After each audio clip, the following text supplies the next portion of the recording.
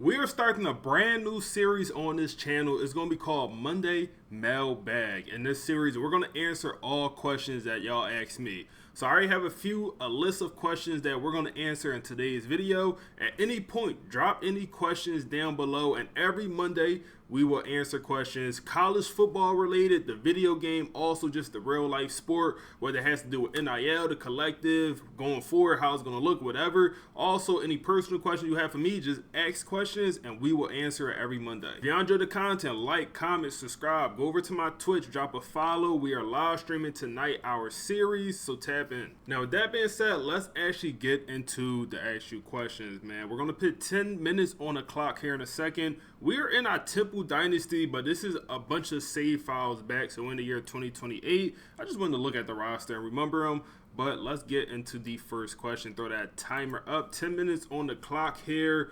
And the first question we're going to go over is, someone asked me, why am I nervous about college football 26, man?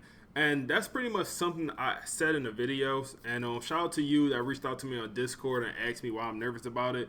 But I pretty much mentioned it in the video. And it's for a couple reasons why I'm nervous about this next video game, man. I think college football 26 has the potential to be more impactful than college football 25. And that might sound crazy, but I think about it like this. Regardless, maybe not regardless, but, you know, it didn't really matter what the college football 25 product was going to look like, man. People was buying that game regardless. It's the first time they was back in 10 years. So much hype around the game. Everyone wanted it. Everyone cared about it. So that game was going to do well regardless if it was good or bad. But now this next year game, it just has so much potential to either go good or bad. Like, this is going to determine what the series will look like going forward. So if they mess up, we're in trouble. And I think it's also obvious when EA dropped college football 25, it was a solid product. Regardless what you think, it was a solid product. But one thing they do not really do is patch the actual issues with the game. And they'll patch the big stuff. They'll patch the stuff that costs some money. You know, I remember in Road to Glory, it was that big issue to start the year where you had your player, they would not develop properly. Like, it was a glitch where I didn't play Road to Glory, so this is, you know, might not be exactly how it happened. I believe you went to practice and you just got all the skill points at once and you just became a 99. They patched that pretty early. But that's a big issue that's game breaking for the game mode, man. They patched that. But some of the smaller issues they did not patch, man. Like, for example, the speed rushing outside linebacker. You know, maybe you think that's a small issue. It is, but when it's added with other small stuff, it's like, wow, this stuff really didn't get patched. Because when I have a middle linebacker and, you know, I want to move him to outside linebacker because I don't have any on my roster and they all going to convert to speed rushers, that's the issue. You know, I can't move anyone to outside linebacker. That's the issue. You know, when I'm doing this scouting here and, you know, I have to click the button 3 times and it's just not a button to auto scout or to fully scout a player. At first, it might not be an issue, you know, when you're recruiting for your first 10 times.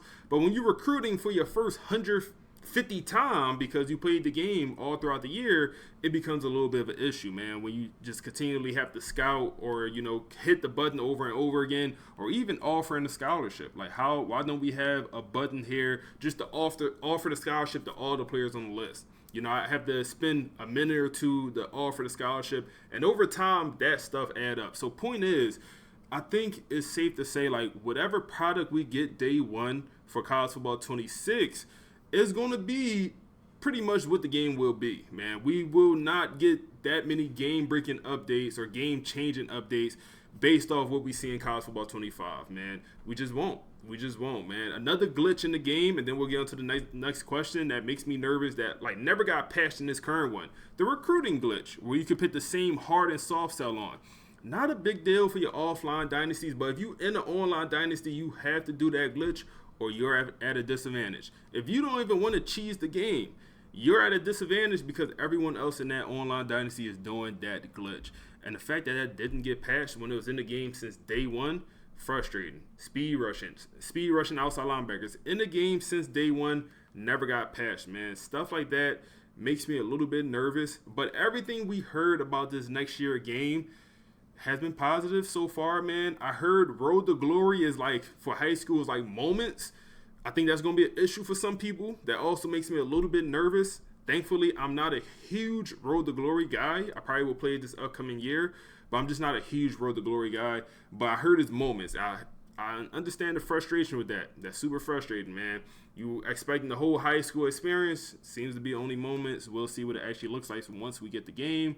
But I can see how that's frustrating. So all of those things just makes me a little bit nervous about this upcoming video game, just because it has the potential, like I said, to set the tone for the next video games to come forward. And if it's a bad game, we are in trouble, because like I said, from this past year, they're not making major changes when the game drop, man. They'll make tweaks that's game breaking, but we've seen some recruiting updates throughout the year, but it wasn't nothing major. Another one before we get into the next question that I feel like should have been patched at some point, man. I believe they did drop a small patch update for, or changed it, buffed it, whatever, the sway option for recruiting. Useless, man. I know it's gonna be 2 people in my comments saying you're tripping. Sway the best thing in the game. No, it's not. It's horrible. Sway is pointless to use, man. If you're a big program, no point to use it. If you're a small program, no point to use it, because you're better off just putting hours into another guy that had better grades than trying to sway a guy and then not be successful. Just a useless option in the game, man. But let's get into the next questions. We already talked for 6 minutes damn near. Our next question, my request: how can one of your rebuilds teams make a turnaround in real life, man? Example, Temple. What recruit should they pursue in the transfer portal? What coaches could make an impact? And how should they navigate NIL in the future to make a real impact, man? First of all, what a question, man. Shout out to you. That's a great question. It's no simple answer to that question. The answer that you probably don't want to hear is the politics.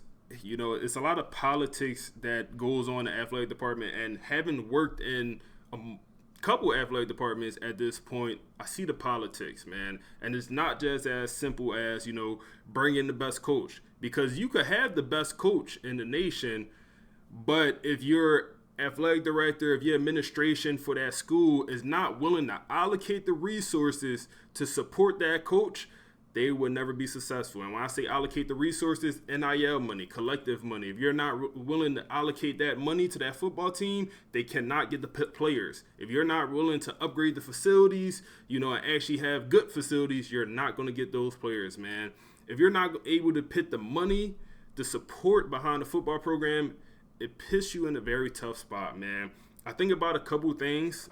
We're going to go way over 10 minutes. I think about a couple things, man. When I worked at the University of New Haven, Division II school, man, we was considering going D1 for a while since I've been there, man. I was a graduate assistant working for the football team, for my graduate program, and it was just talks about going D1. They just went D1 about a month ago, which is shout out to them. They went D1 finally, but they was Division II. And it was talks. And I'm not going to say every single coach or player had this mindset, but it was people with the team that did not want to go D1 for a couple reasons. And one reason was, well, hey, if we go D1, I might lose my job, whether I'm a quarterback, the starting quarterback, or, starting quarterback's coach. I might lose my job because now the price of everything went up. So for that reason, I might not want to go D1.